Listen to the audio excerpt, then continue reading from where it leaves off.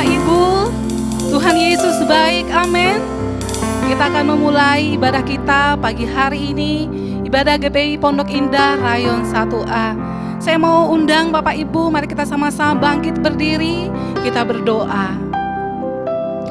Tuhan, terima kasih buat kasih setiamu yang tidak pernah berkesudahan dalam hidup kami. Kami undang Kau hadir di tengah-tengah kami pagi hari ini ya Tuhan.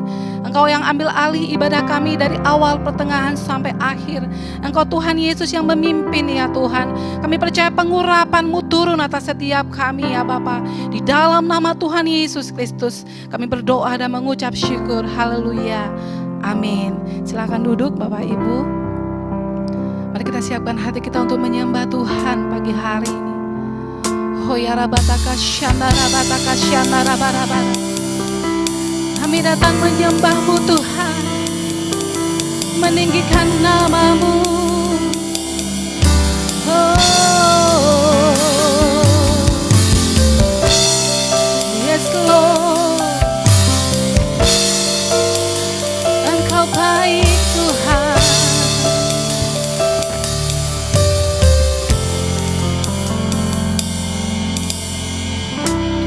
Bapakku datang menyembah-Mu di sini. Ku percayakan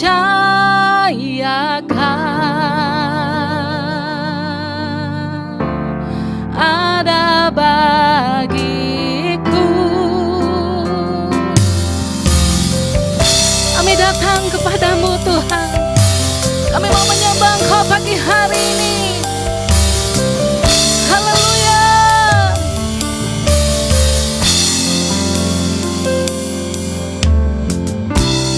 Bapakku datang menyembah-Mu di sini. Ku percaya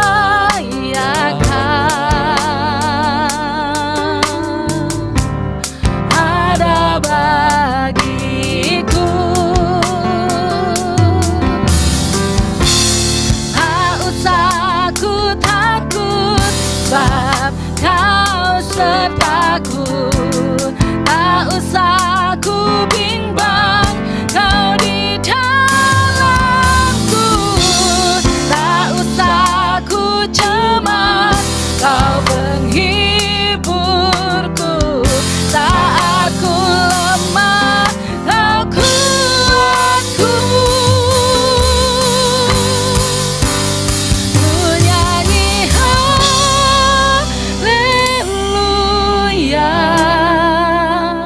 ku nyanyi haleluya.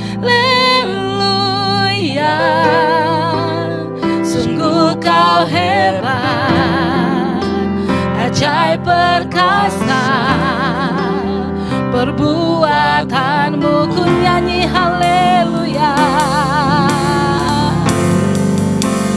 ku nyanyi haleluya,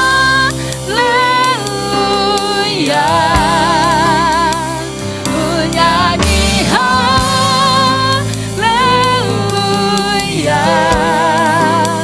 Sungguh Kau hebat, ajaib perkasa, perbuatan-Mu.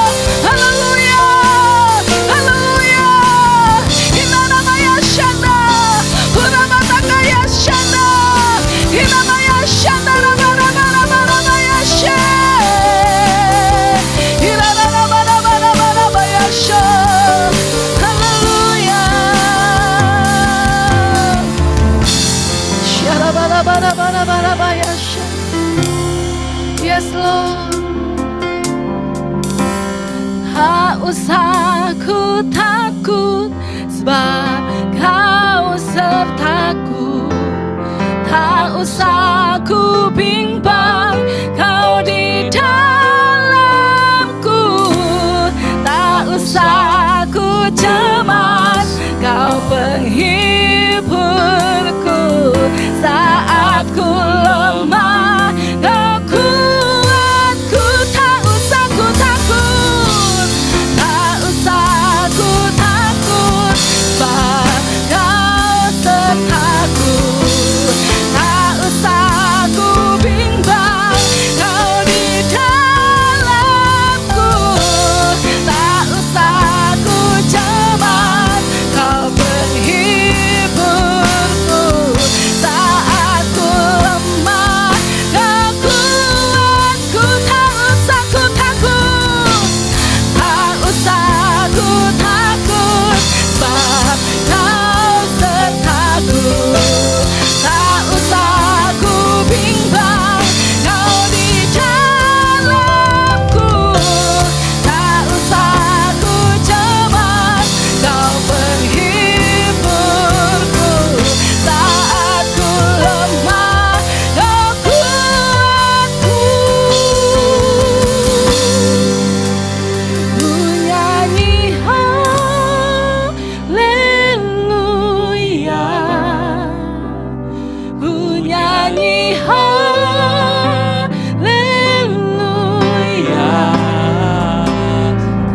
Kau hebat, ajaib perkasa, perbuatanmu. Ku nyanyi haleluya,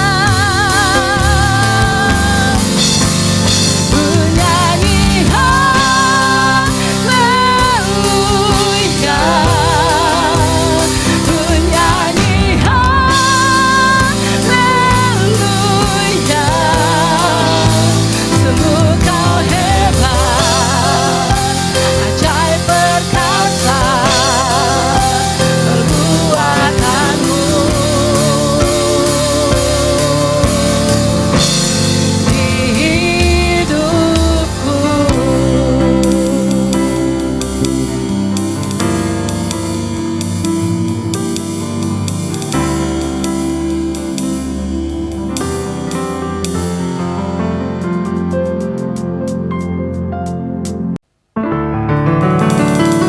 Haleluya, haleluya. Kita percaya sukacita surga memenuhi kita pagi hari ini. Ada kekuatan yang baru, ada sukacita yang baru. Haleluya. Mari kita sama-sama tepuk tangan bagi Tuhan. Ya yang dahsyat. Haleluya. Amin.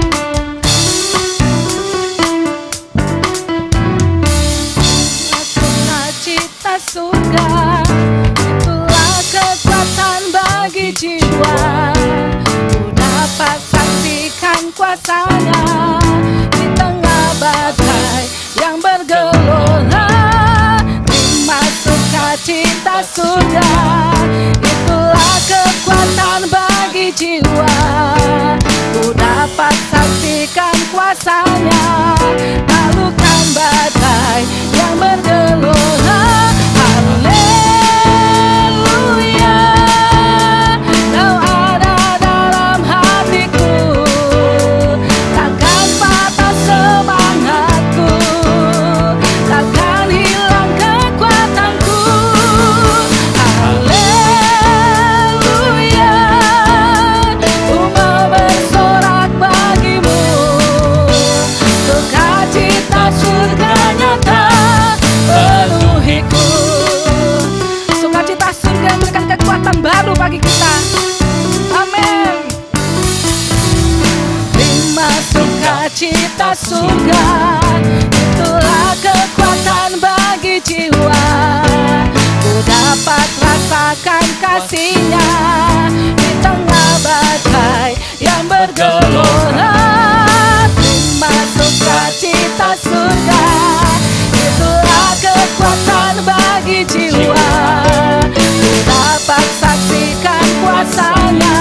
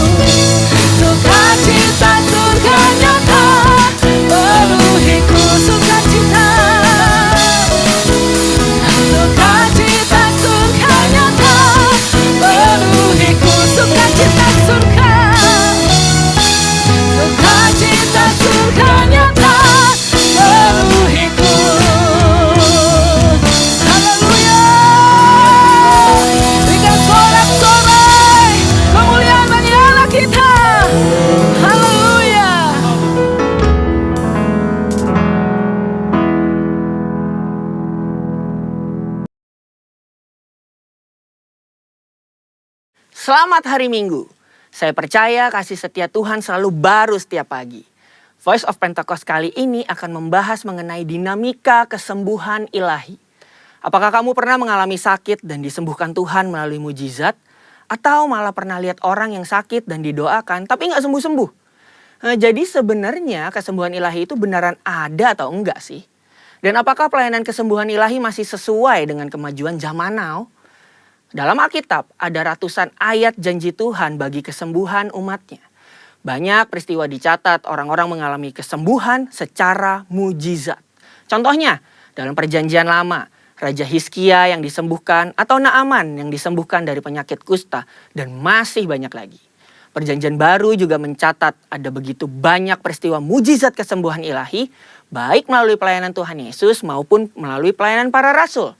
Nah, sebagai insan Pentakosta, kita percaya bahwa kesembuhan ilahi terjadi karena pengorbanan Tuhan Yesus di atas kayu salib.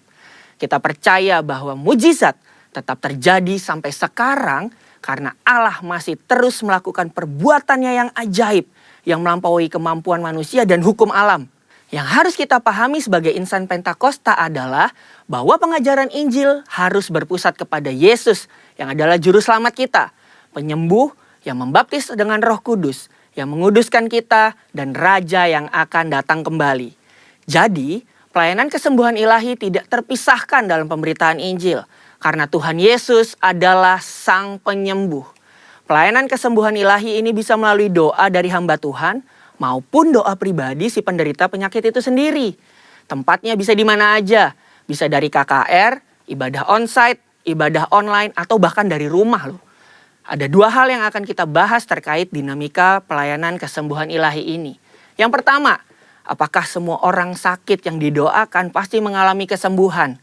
Kalau janji Tuhan sih, ya dan amin. Tuhan Yesus sudah mati di kayu salib untuk kesembuhan kita. Terus kok nggak sembuh? Masalahnya bukan ada di janji Tuhannya, tapi ada di faktor yang mungkin ada di dalam diri kita yang harus diselesaikan lebih dulu.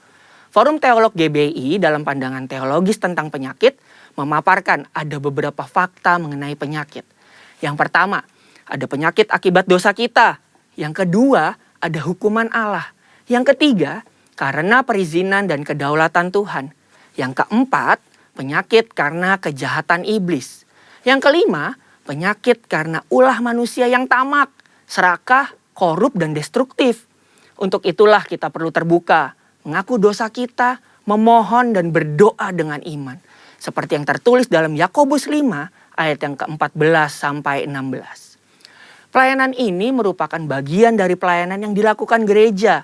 Tetapi hamba Tuhan dan gereja bukanlah Sang Penyembuh. Yang menyembuhkan tetap Tuhan Yesus sendiri.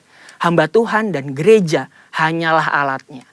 Jika seseorang didoakan dan gak sembuh saat itu juga, bukan berarti kita boleh seenaknya bilang, wah kamu gak beriman nih. Atau wah kurang doa ya. Proses kesembuhan ada yang langsung terjadi. Yang artinya langsung sembuh setelah didoakan. Namun ada juga yang harus melalui beberapa proses. Seperti konseling. Atau didoakan beberapa kali baru mengalami kesembuhan. Yang kedua, apakah pelayanan kesembuhan ilahi masih sesuai atau relevan dengan situasi saat ini? Sudah jelas. Perintah Tuhan bagi kita sebagai anak Tuhan untuk mendoakan orang sakit tidak pernah dicabut. Justru pelayanan ini berjalan selaras dengan penginjilan. Namun kenyataannya gak mungkin dong kita bikin acara di lapangan bola terus ngumpulin semua orang yang sakit. Atau datang seenaknya ke rumah sakit. Apalagi ke ruang isolasi penderita COVID. Dan mendoakan mereka secara langsung agar mereka mengalami kesembuhan. Kenapa gitu? Karena pemerintah sudah mengeluarkan protokol kesehatan yang begitu ketat. Jika kita melanggar peraturan ini, maka kita sama aja lagi melawan pemerintah. Dalam catatan Christian Evangel, ada satu kejadian pada tahun 1918 sampai 1919, di mana pandemi flu Spanyol menjadi momok mengerikan bagi dunia. Ada sekitar 50 juta orang meninggal akibat pandemi ini.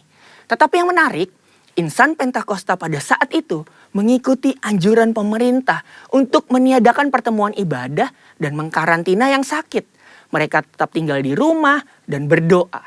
Tetapi mereka terus menyatakan bahwa Allah adalah tabib. Sama seperti yang kita lakukan sekarang ini nih. Luar biasanya, dampaknya adalah banyak orang yang lahir baru dan disembuhkan dari sakit penyakit akibat pandemi tersebut. Kesaksian iman mereka kepada Allah dan doa membuat mereka mampu melewati krisis. Keterbatasan pelayanan karena social distancing bukan berarti pelayanan kesembuhan ilahi menjadi tidak relevan atau membuat kita tidak bisa melakukan pelayanan kesembuhan ilahi. Tuhan memberikan ide-ide kreatif melalui sarana yang ada di sekitar kita nih. Misalnya sosial media dan teknologi informasi. Seperti pada zaman rasul-rasul yang secara kreatif menggunakan media perantara dan diurapi Roh Kudus. Seperti sapu tangan atau kain yang pernah dipakai oleh Paulus menyembuhkan segala penyakit dan mengusir roh jahat saat diletakkan di atas orang-orang yang sakit. Jadi, pelayanan itu tidak terbatas dalam pertemuan fisik. Allah juga bisa bekerja melalui ibadah online, melalui panggilan telepon, video call, atau menggunakan media sosial. Berabad-abad yang lalu, pelayanan kesembuhan ilahi telah dilakukan oleh nabi-nabi di Perjanjian Lama, Tuhan Yesus, dan rasul-rasul di Perjanjian Baru. Tidak berhenti sampai di situ. Pelayanan kesembuhan ilahi juga masih relevan dengan zaman now. Secara khusus, di tengah situasi yang sedang dunia hadapi saat ini, gereja harus terus memotivasi dan menggerakkan pengerja dan jemaat untuk melakukan pelayanan kesembuhan ilahi ini dengan mendoakan mereka yang sakit, bahkan dengan memanfaatkan teknologi dan media sosial di tengah keterbatasan akibat social distancing. Pelayanan kesembuhan ilahi merupakan karunia Roh Kudus yang diberikan kepada gerejanya. Oleh sebab itu, kesembuhan yang Tuhan berikan semuanya adalah untuk memuliakan namanya. Tuhan Yesus memberkati.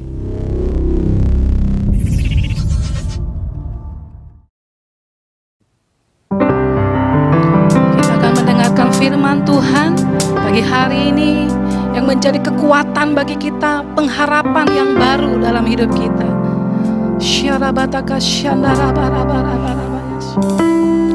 Kami siapkan hati kami untuk mendengarkan firman-Mu ya Tuhan. Haleluya.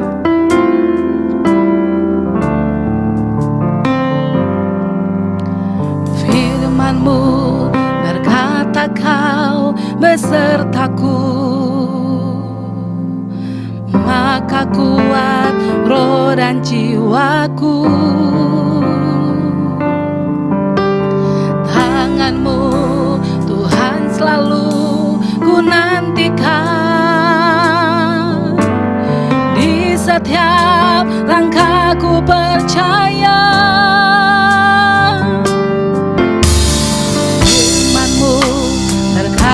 Kau besertaku, maka kuat roh dan jiwaku. Tangan-Mu Tuhan selalu ku nantikan, di setiap langkahku percaya. Dengan sayap-Mu akan terbang tinggi di tengah badai hidup. Ku tak menyerah, Kau kekuatan dan perlindungan bagiku. Pertolonganku di tempat maha tinggi, ku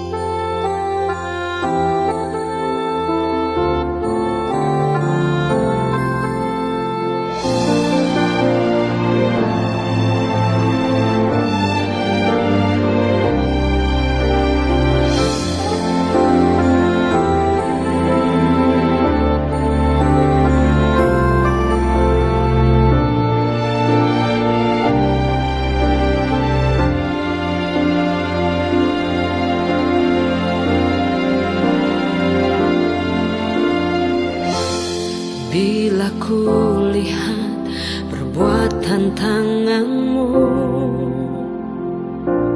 sungguh Kau Tuhan yang setia. Bila ku ingat kebaikan-Mu Tuhan, tak pernah habis sepanjang hidupku. Dengan apa ku membalas kasih-Mu?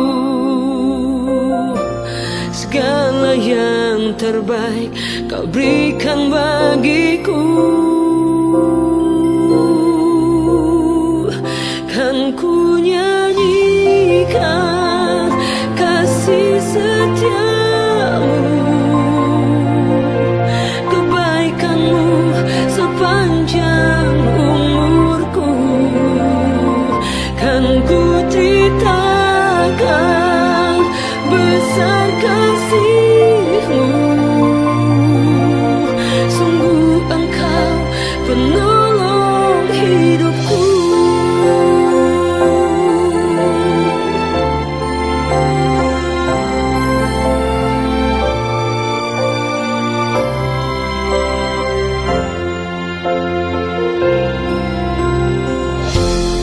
Bila ku lihat perbuatan tangan-Mu,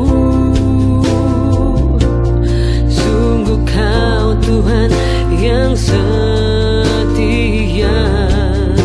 Oh, bila ku ingat kebaikan-Mu Tuhan, tak pernah habis sepanjang hidupku.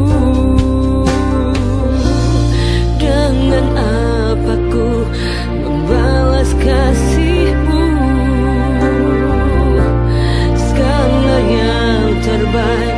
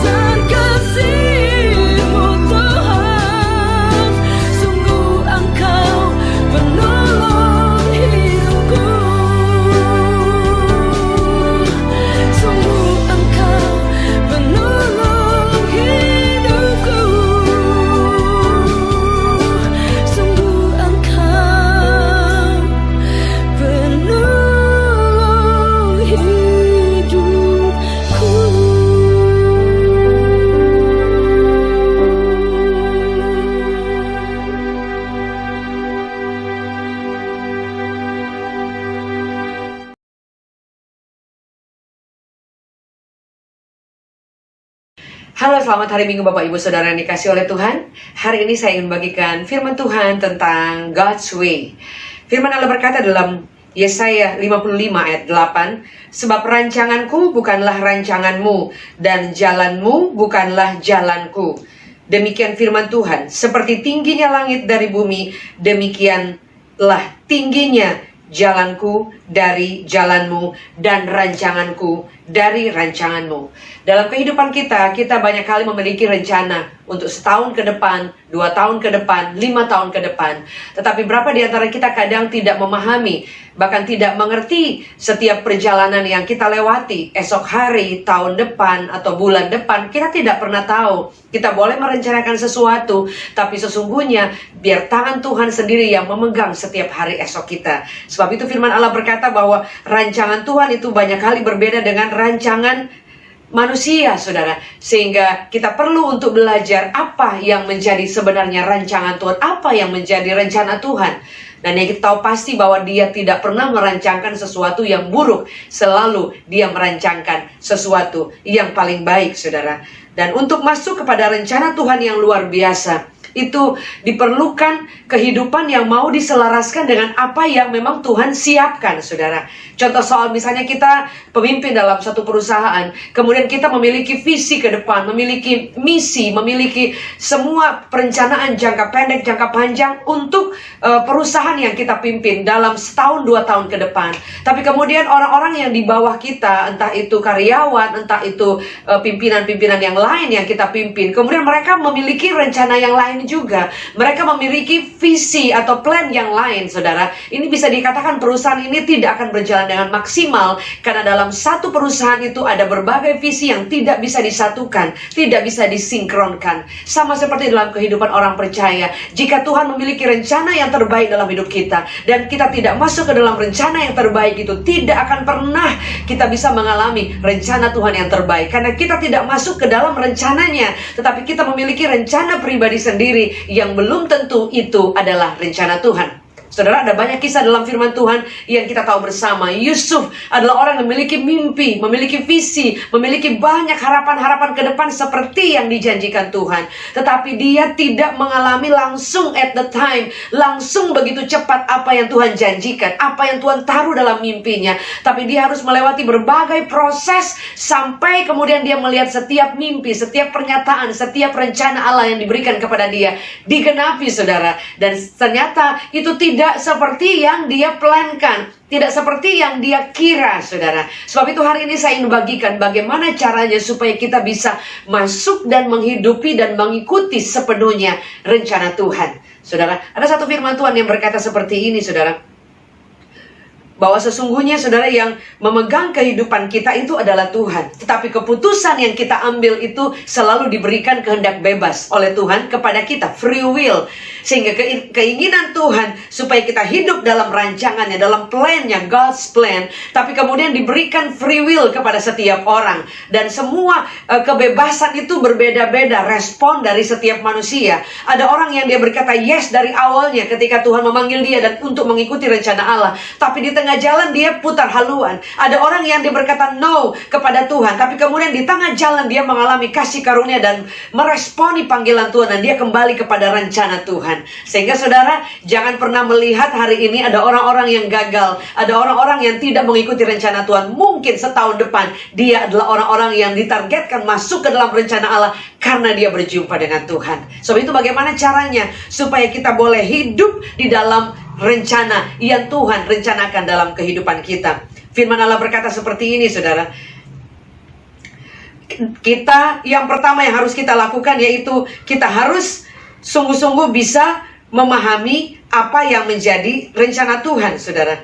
Kita perlu mengerti apa yang Tuhan mau. Kemudian kita bisa sedikit demi sedikit boleh mengerti lebih jelas, sehingga kita boleh dengan yakin mengambil keputusan. Dan ketika kita mengambil keputusan, kita harus tahu bahwa Tuhan itu Tuhan yang luar biasa. Dalam ayat 42 dikatakan bahwa aku tahu engkau maha kuasa dan tidak ada rencanamu yang gagal. Itu yang kita harus tahu pertama. Ketika kita menerima Tuhan dan mengizinkan Dia bertahta dalam hidup kita, dan kita mulai memahami rencana Allah, pikirannya, segala sesuatu yang sesungguhnya kita tidak mampu untuk bisa memahami jalan Tuhan. Dalam dikatakan, dapatkah engkau memahami hakikat Allah, menyelami batas-batas kekuasaan yang maha kuasa?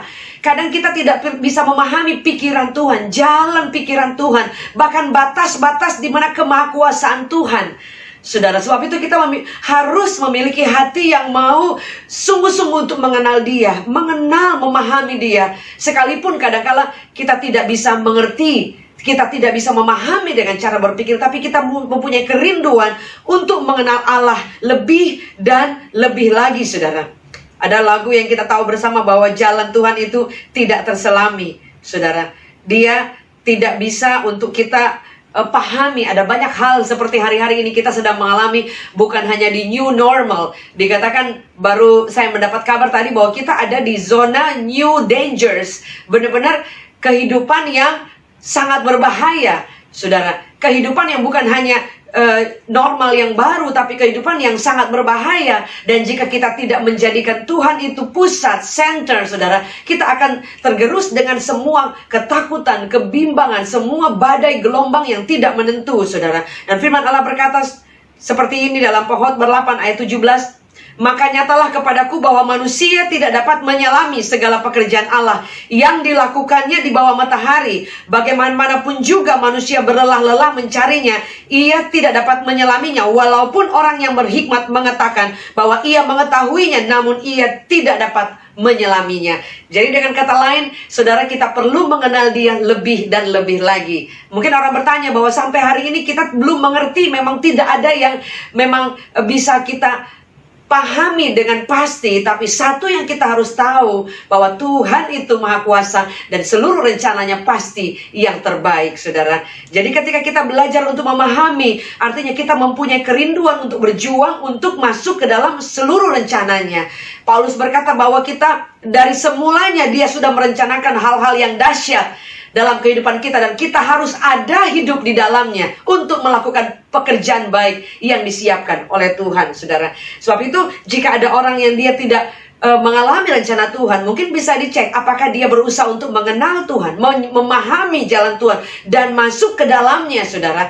Atau mungkin dia memiliki rencananya sendiri, sehingga kita berputar-putar seperti bangsa Israel yang harusnya hanya secara cepat dia masuk, tapi kemudian dia harus terputar-putar, wasting time, karena dia hidup dalam rencananya, hidup dalam jalannya, dan tidak memberikan kesempatan kepada Tuhan untuk mengupgradekan rencana Allah yang besar, melebihi rencana kita yang sudah kita rencanakan, saudara. Dan firman Allah berkata seperti ini. Yang pertama, ketika kita hendak memahami, sekalipun kita tidak bisa mengerti, saudara, tapi paling tidak kita terus ingin mempercayai Tuhan, terus ingin memahami rencana Tuhan, dan hidup berjalan, mulai berjalan dalam rencananya. Orang yang berjalan masuk dalam rencana Tuhan, kita boleh takut, tapi yang kita tahu kalau itu rencana Tuhan, saudara, segala sesuatu, everything gonna be okay. Kita akan tetap berada dalam tracknya, dan kita akan tetap mengalami kebaikan Tuhan yang luar biasa. Dan firman Allah berkata, ketika kita mulai memahami rencana Tuhan, seperti dikatakan tadi, saudara, sekalipun kita mungkin sulit untuk bisa mengertinya, saudara. Dalam Mazmur 139 berkata, Tuhan, Engkau menyelidiki aku dan mengenal aku. Jadi yang pertama, kita perlu memahami dan menyelidiki, menyelami rencana Tuhan.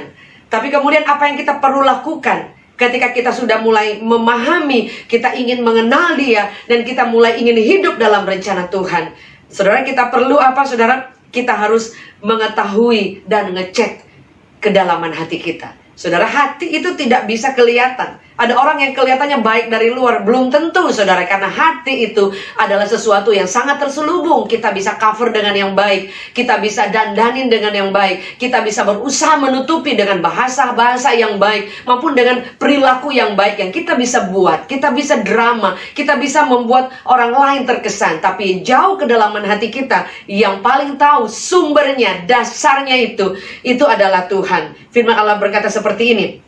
Saya katakan tadi, Mazmur 139 ayat 1, Tuhan, Engkau menyelidiki dan mengenal aku. Nah, saudara, apa firman Tuhan berkata dalam Mazmur 44 ayat 22 juga berkata, masakan Allah tidak menyelidikinya. Karena apa? Ia mengetahui rahasia hati. Ada orang yang dia hidup kelihatannya oke, tapi dia memiliki iri hati yang sangat luar biasa. Tidak pengen lihat orang sukses, tidak senang lihat orang sukses, sehingga dia selalu memendam rasa tidak puas, selalu iri dengan orang, sehingga apa yang keluar itu selalu bukan hal-hal yang baik, saudara. Sekalipun dia mengenal Tuhan, tapi kita perlu juga mengenal hati kita. Kita perlu mengetahui di mana bagian yang kita perlu ubah. Kalau kita tidak memahami, tidak mengerti, dan tidak berusaha ingin tahu kedalaman hati kita yang benar, kita tidak bisa tahu bagian mana yang kita mesti obatin. Ada orang yang dia sakit cancer, kemudian dikasih Panadol, ya tidak akan menyembuhkan. Orang cancer, dia harus mengalami pengobatan yang tepat, baik itu kemoterapi maupun pengobatan yang sesuai dengan sakit yang diderita. Sebab itu ada orang yang dari luar dia bagus, tetapi kalau hatinya itu rusak, saudara, dasar hatinya tidak baik, saudara, mau sampai kapanpun kita kelihatannya baik di depan orang, saudara, Anda tetap akan menghadirkan hasil-hasil atau sesuatu yang bernilai itu akan terus-menerus akan kelihatan one day. Karena hati itu yang mengetahui rahasia itu adalah Tuhan, saudara. Sebab itu kita perlu mengecek, kita perlu selalu ada evaluasi, saudara. Tidak peduli mau itu tahun baru atau bukan, kita perlu selalu cross check. Bagaimana hati kita, sumbernya bersih apa enggak. Kalau sudah mulai kotor, berarti kita harus benar-benar membenahinya. Jangan sampai, saudara, karena sumbernya yang kurang baik, sehingga itu yang keluar tidak baik, dan itu akan membawa kita bukannya kepada rencana Tuhan, tapi kemudian kita berjalan di depan, sehingga semua rencana Allah itu bisa terhalang. Tuhan punya kuasa, tapi keputusan dan pribadi kita, respon kita itu sangat menentukan hasil akhirnya, saudara. Sehingga pekerjaan rumah kita adalah bagaimana caranya kita mengecek hati kita dan mulai ingin membenahi, tahu di bagian mana yang kurang baik, dan mulai kita ada perubahan. Sebab itu arti kata metanoia, pertobatan, itu adalah perubahan hidup dari yang lama menjadi yang baru. Dan itu bukannya kemudian kita berarti ketika kita sudah dalam Kristus kita tidak pernah berbuat salah ataupun tidak pernah melakukan hal yang menyakiti Tuhan. Setiap hari kita bisa melakukan hal yang salah, tapi ketika kita terus ingin berjuang, mengenal Allah, mengetahui hati kita, dan mulai mengecek dan berusaha untuk lebih baik lagi, lebih baik, saudara. Firman Allah berkata, orang yang berjuang, orang yang tekun, orang yang berusaha itu tidak pernah berkhianat. Artinya hasil itu pasti ada. Tidak mungkin ketekunan kita, daya juang kita untuk mengasihi Tuhan diubahkan. Kita benerin di bagian mana hati kita yang tidak baik, kemudian tidak ada hasilnya, atau berkhianat dengan apa yang kita usahakan. Tidak mungkin, saudara. Firman Allah berkata bahwa ketika kita ingin mengenal Dia dan mengenal kuasa kebangkitannya, saudara, bahkan kita tidak mengingini hal-hal yang lain yang tergiur oleh dunia, atau hal-hal apapun yang berusaha untuk menghanyutkan kita dari perjalanan kita berjalan menuju dan ada di dalam rencana Tuhan, God's plan. Dan firman Allah berkata seperti ini, saudara.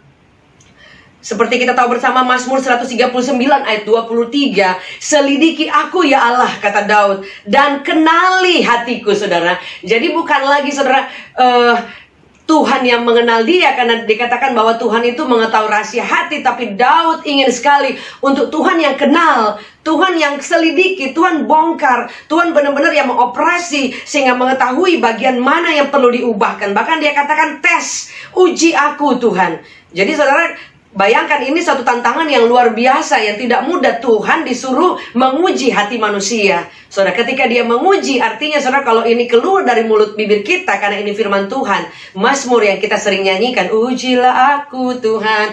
Jangan kecewa, jangan kaget kalau suatu waktu ada masalah. Karena masalah itu membuat kita bisa melatih respon kita. Masalah itu membuat kita bisa kelihatan aslinya. Masalah itu membuat kita bisa tahu kadar kita sejauh mana bisa mengaplikasikan firman Allah, bisa menghidupi dan bisa menghasilkan buah yang sesuai dari sumber hati yang baik, saudara. Dan firman Allah berkata, ketika kita mulai ingin supaya Tuhan itu yang menguji hati kita, saudara, saudara sudah mulai masuk dalam rencana Allah yang luar biasa. Artinya, saudara, ketika ada masalah, ada kesulitan, mari kita merespon dengan baik. Mari kita menguji ketahanan kita. Kalau kita belum mampu, kita akan terus belajar. Kita akan terus belajar lagi dari kegagalan. Tidak ada orang yang sempurna. Even dia hamba Tuhan, even dia orang yang sudah sangat rohani, setiap kita masih tinggal dalam daging. Sebab itu kita perlu fight, kita perlu berjuang. Kita harus berani mematikan, berani mengambil resiko. saudara, sehingga kita boleh berada dalam rencana Tuhan. Nah, saudara, apa yang kemudian juga bisa membuat kita teralihkan dari rencana Allah? Pergaulan. Ada satu pepatah bilang, tunjukkan temanmu dan aku akan menunjukkan masa depanmu.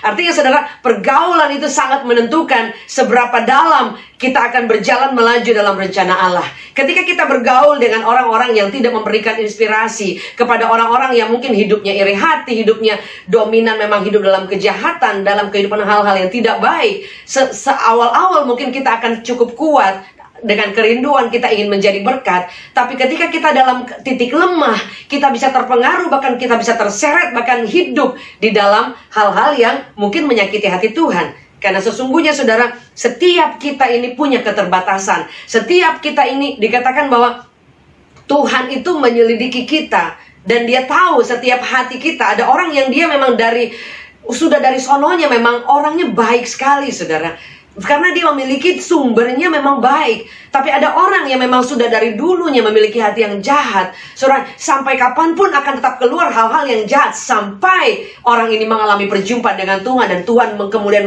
merubahkan, saudara. Firman Allah berkata, lihat aku memberi engkau hati yang baru, roh yang baru, hati yang taat. Sampai orang ini mengalami perjumpaan dengan Tuhan. Orang sejahat apapun bisa diubahkan Tuhan. Hati yang serusak apapun bisa diubahkan Tuhan. Contohnya kita tahu bersama Paulus, saudara, dalam 2 Timotius 1 ayat 12. Seorang pembunuh, seorang yang pernah menjadi salah satu yang mengejar orang Kristen, menganiaya orang Kristen, bisa dalam sekejap mengalami perjumpaan dengan Tuhan dan melewati proses demi proses, sampai suatu waktu dia berani berkata seperti ini dalam 2 Timotius 1 ayat 12. Itulah sebabnya aku menderita semuanya ini, tetapi aku tidak malu, karena aku tahu kepada siapa aku percaya, dan aku yakin Dia berkuasa memelihara apa yang telah Dia percayakan kepadaku hingga pada hari Tuhan. Paulus berani berkata seperti itu karena dia sudah mengalami transformasi dari orang yang jahat. Dia mengalami Kristus. Setelah itu juga mungkin dia masih jatuh dalam dosa berulang-ulang,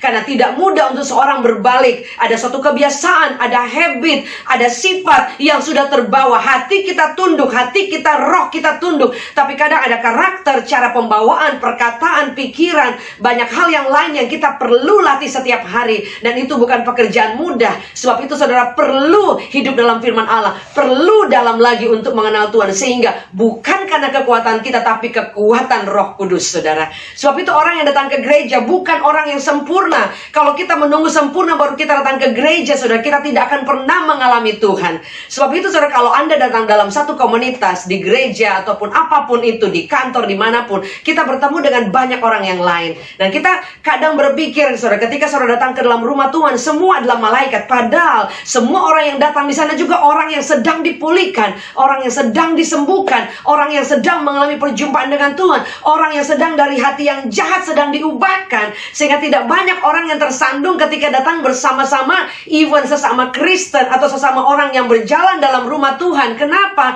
Karena dia berpikir dan dia lupa bahwa dia pikir semua sudah menjadi malaikat. Padahal semua itu adalah orang-orang yang sama sedang berjuang untuk hidup dalam rencana Allah, untuk masuk ke dalam seluruh plan-nya Tuhan, rencananya Allah yang luar biasa. Sebab itu jangan pernah takut, dan jangan pernah ada orang yang takut sekali supaya jangan sampai ada masalah, saudara. Padahal Tuhan banyak kali mengizinkan suatu masalah supaya lebih memurnikan hati kita, memurnikan suatu hubungan, memurnikan cara pandang kita, mendewasakan kita dalam mengambil keputusan dan berespon. Dan mungkin kita bisa gagal, kita bisa kalah, tapi bangkit lagi, kenali Tuhan kita, dan kemudian minta supaya Tuhan yang menguji hati kita, yang membenarkan kita, dan mengubahkan kita, dan kita berjalan dalam God's plan, yaitu rencana Tuhan. Paulus yang hebat, dia bisa berkata bahwa aku tahu bahwa dan aku percaya, aku tahu kepada siapa aku percaya. Ayat ini ketika pertama saya menerima Yesus itu sangat menjadi kekuatan. Artinya bahwa saya tahu kepada siapa yang saya percayai, dan yang saya percayai itu berkuasa memeliharakan apa yang telah dipercayakannya sampai pada hari Tuhan. Jadi saya memegang firman ini dari awal saya mengikut Tuhan. Saya percaya bahwa pertama saya mengikut Tuhan, sampai at the end Tuhan akan memelihara semua yang Dia percayakan, seluruh hidup saya, seluruh apapun keberadaan saya, dengan tujuan untuk berjalan bersama dengan Tuhan sampai hari Tuhan nanti, saudara. Dan saudara, apa yang kita perlu lakukan setelah Kemudian kita menjaga pergaulan, saudara. Karena ada banyak orang yang tadinya dia baik, tercemar, dan kemudian dia diubahkan oleh keadaan, saudara. Ada orang yang kita tahu bersama dalam setiap komunitas, setiap tempat, ada orang memang diizinkan, orang-orang yang memang mereka sulit sekali, saudara. Orang-orang yang menjadi duri dalam hidup kita, saudara. Ada orang-orang yang kita bertemu, sulit sekali. Kenapa? Orang ini hanya mencari kekurangan orang lain. Dia tidak pernah mencari, berusaha memahami kelebihan orang lain. Sehingga sulit, saudara. Kalau orang sudah tertutup, semua yang dicari kekurangan, saudara, dia tidak akan pernah melihat kelebihan. Sehingga ketika orang-orang seperti ini ada di sekeliling kita, saudara, kalau kita beresponnya salah, saudara, kita kemudian mulai tidak lagi seirama dalam perjalanan bersama dengan Tuhan. Saudara bayangkan, di dunia ini ada berapa triliun orang mungkin, saudara. Miliaran orang, kita tidak tahu ya, saudara. Tapi saudara bayangkan, dari miliaran orang seluruh dunia, jika ada satu orang yang membuat Anda tersandung dan Anda meninggalkan Tuhan, saudara bayangkan, masih ada banyak orang yang lain. Hanya satu orang yang membuat Anda kecewa mengikut Tuhan. Saya banyak kali mendengar ada orang-orang yang dia tidak lagi ke gereja, dia tidak lagi pelayanan, dia tidak lagi mengikut Tuhan sungguh-sungguh hanya karena tersandung 1-2 orang. Saudara, sangat disayangkan, karena hanya 2 orang yang membuat Anda tersandung dan rencana Allah sepertinya gagal. Kabar baik, Yesus tidak pernah mengecewakan saudara, dan masih banyak saudara-saudara yang lain. Dan kalau kita melihat itu sebagai cara Tuhan memproses kita, saudara tidak akan pernah undur, saudara akan tetap terus maju, dan saudara akan melihat keajaiban Tuhan yang tidak terselami. Dalam Roma 11 ayat 33, oh alangkah dalamnya kekayaan hikmat pengetahuan Allah, sungguh tak terselidiki keputusannya, jalan-jalannya tidak terselami, saudara. Sebab itu yang kita perlu lakukan, yang terakhir, yaitu kita perlu melihat kebesaran Tuhan yang luar biasa. Kita perlu melihat kedahsyatan Tuhan yang sangat hebat. Mazmur 145 ayat 3, besarlah Tuhan dan sangat terpuji, dan kebesarannya tidak terduga, saudara. Jadi kabar baik, saudara, yang kita harus tahu ketika kita masuk dalam rencana Tuhan yang luar biasa, saudara akan melihat kebesaran Tuhan yang tidak pernah terduga. Sebab itu yang pertama, saudara, kita perlu untuk mengenal Tuhan, memahami rencana Tuhan, dan kemudian kita perlu untuk meminta, saudara, supaya Tuhan itu menyelidiki hati kita, karena kita tahu bahwa Tuhan itu yang mengetahui rahasia hati kita. Dan kemudian yang ketiga yang saya katakan tadi, ya kita perlu untuk, saudara, memperhatikan area-area mana yang menjadi jerat dalam hidup kita. Dan kita perlu melihat pergaulan mana yang membawa saya lebih dekat dengan Tuhan, pergaulan mana yang melewati proses-proses yang Tuhan izinkan, tapi terus membawa saya melaju dalam rencana Tuhan. Dan yang terakhir, saudara, kita perlu memahami rencana Tuhan itu begitu luar biasa. Rencana Tuhan itu sangat hebat. Dan yang tadi yang jangan dilupakan, bahwa kita perlu mengecek hati kita, dasarnya baik atau tidak. Kalau hati kita dasarnya tidak baik, mari datang kepada Tuhan. Change my heart, oh God. Ubah hatiku. Ada lagu berkata, ubah hatiku seputih salju. Jadi saudara, setiap kita punya struggle masing-masing. Dan setiap kita tahu rahasia hati kita. Setiap kita tahu keburukan kita, kelemahan kita. Sehingga kita tahu siapa yang akan menolong kita, saudara. Segala sesuatu yang tersembunyi, yang tidak manusia lihat, Tuhan Maha tahu. Sebab itu kita perlu menjaga hati kita. Kita perlu sungguh-sungguh dengan serius menjaga hati kita. Karena di sana itu terpancar kehidupan Allah, kehidupan Kristus. Sebab itu hari ini mari pilih untuk berjalan dalam rencana Tuhan. Pilih untuk selalu mengenal Dia, memahami rencananya. Pilih untuk mengoreksi hati kita. Pilih untuk menjaga pergaulan kita. Dan pilih untuk mempercayai kebesaran Tuhan dalam seluruh rencananya yang tidak pernah gagal. Sehingga sampai hari Tuhan nanti kita akan didapati kehidupan yang berbuah dan hidup yang berjalan dalam rencana Tuhan yang luar biasa. Dan di akhir ibadah, di dalam ayat tadi berkata bahwa saudara akan melihat kebesaran Tuhan yang luar biasa. Saudara akan ada dalam rencana Tuhan. Dan firman Allah berkata, seperti Paulus berkata, aku tahu kepada siapa aku percaya. Pagi hari ini, saudara, hari ini dimanapun saudara berada, mari ambil keputusan untuk berjalan dalam rencana Tuhan. Hari ini mungkin tidak banyak yang kita tahu, banyak yang kita tidak mengerti tentang rencana Tuhan. Tapi satu yang kita tahu, Aku tahu kepada siapa aku percaya. Mari angkat tangan saudara di hadapan Tuhan. Sama-sama kita berdoa. Bapa, hari ini kami terbuka di hadapan Tuhan.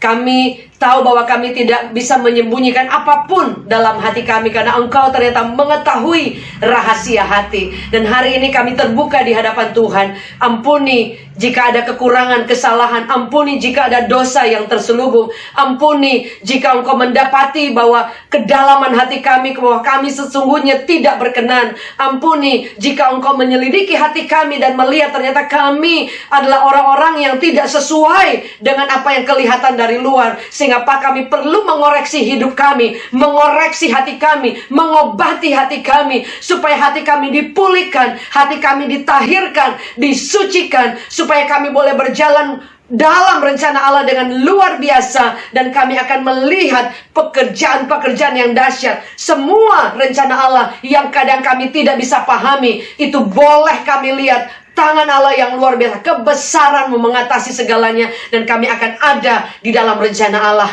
Ampuni kami Tuhan, kalau kami mungkin dalam pergaulan tidak memilih hal-hal yang tidak baik, kami masih ada di dalamnya. Tapi hari ini Tuhan, hanya Tuhan yang jauh lebih tahu siapa kami dan batas-batas kemampuan kami. Dan kami akan mengambil keputusan untuk bergaul, memilih pergaulan yang baik. Dan kami juga mau meresponi segala sesuatu yang terjadi dengan baik, supaya yang keluar dari hati kami selalu buah-buah yang baik, supaya kami boleh mengenal Engkau dan rencana Allah tidak pernah bisa gagal, karena keputusan kami hari ini menentukan esok hari. Hari ini kami bersyukur dan kami percaya seluruh hidup kami dalam tangan Tuhan. Hari ini ada Bapak Ibu Saudara yang hari ini engkau sulit untuk memahami rencana Allah.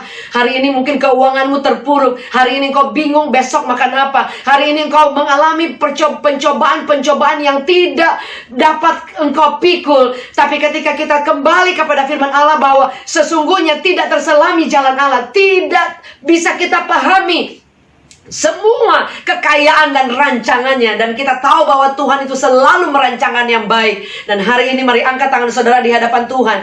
Kita sepakat dengan Tuhan bahwa kami tetap percaya, seperti Paulus berkata, aku tahu kepada siapa aku percaya. Dan saudara akan melihat kebesaran Tuhan. Kami ucapkan berkat Allah saat ini. Ada di antara kami yang sedang mengalami jalan-jalan yang tidak kami bisa mengerti, tapi kami sepakat berdoa. Kami percaya kepada Tuhan yang luar biasa, dan kami tahu Engkau sanggup menolong, Engkau turut bekerja, dan Engkau menyatakan kebaikan dan mujizat-Mu yang tidak pernah terlambat, selalu tepat waktu. Kami ucapkan syukur buat saat ini juga. Kami terima janji firman Allah, dan kami mau hidup di dalam rencana Tuhan. Demi nama Yesus, haleluya, amen.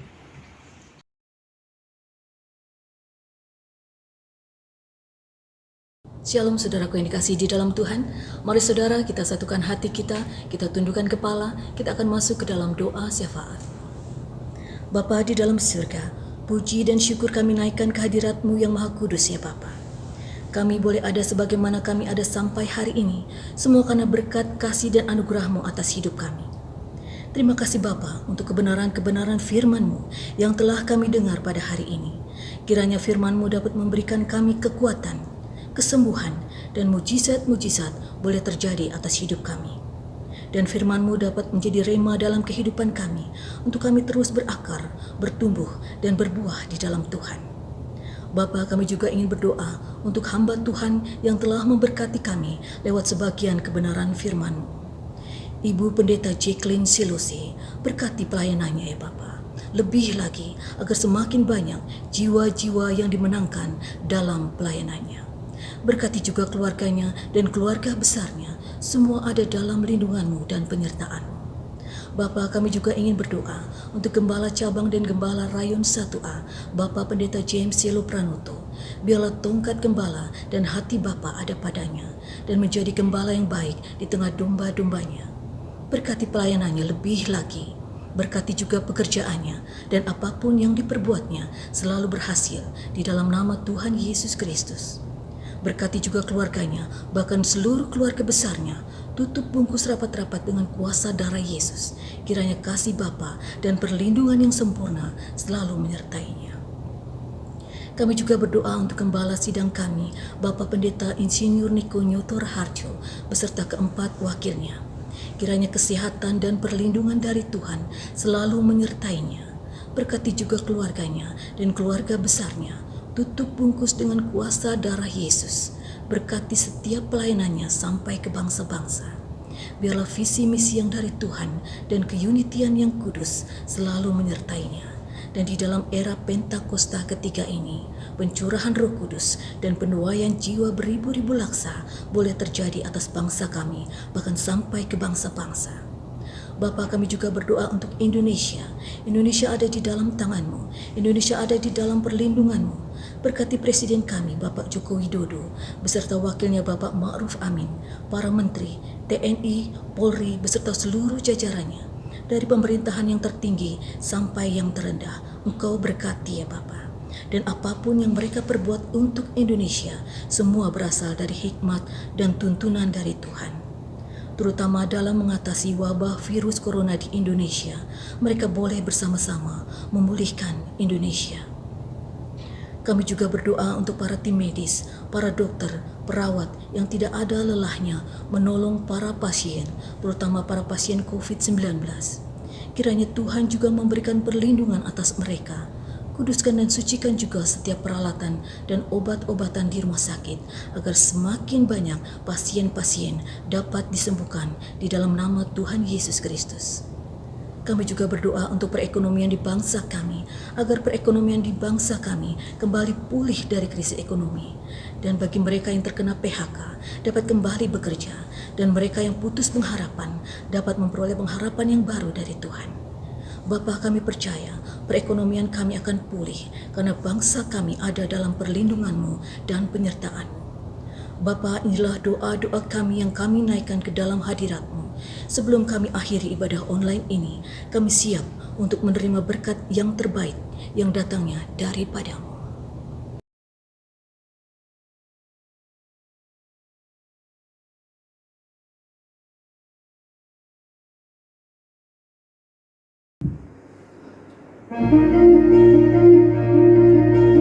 Mari Bapak Ibu kita siapkan berkat Tuhan turun atas kita semua. Haleluya. Kiranya Tuhan memberkati aku berlimpah-limpah dan memperluas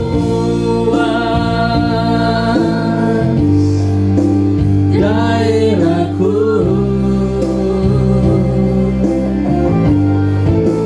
Dan kiranya tangan-Mu menyertai aku dan melindungi aku daripada malapetaka, sehingga kesakitan tidak menimpa aku. Mari kita siapkan hati kita untuk menerima berkat Tuhan. Kekasih-kekasih Tuhan, terimalah berkat damai sejahtera dan sukacita yang daripada Bapa Surgawi. Kasih karunia Allah yang berlimpah-limpah di dalam anak yang tunggal Tuhan Yesus Kristus, dan persekutuan yang manis dengan Roh Kudus menyertai setiap kekasih-kasih Tuhan di tempat ini mulai hari ini, tapi sampai kita semua dijemput bersama-sama di awan-awan yang permai, bahkan sampai kekal selama-lamanya. Dan kita semua yang percaya dan penuh pengharapan, kita katakan bersama-sama, amin. Shalom, selamat hari Minggu. Tuhan Yesus memberkati kita semua.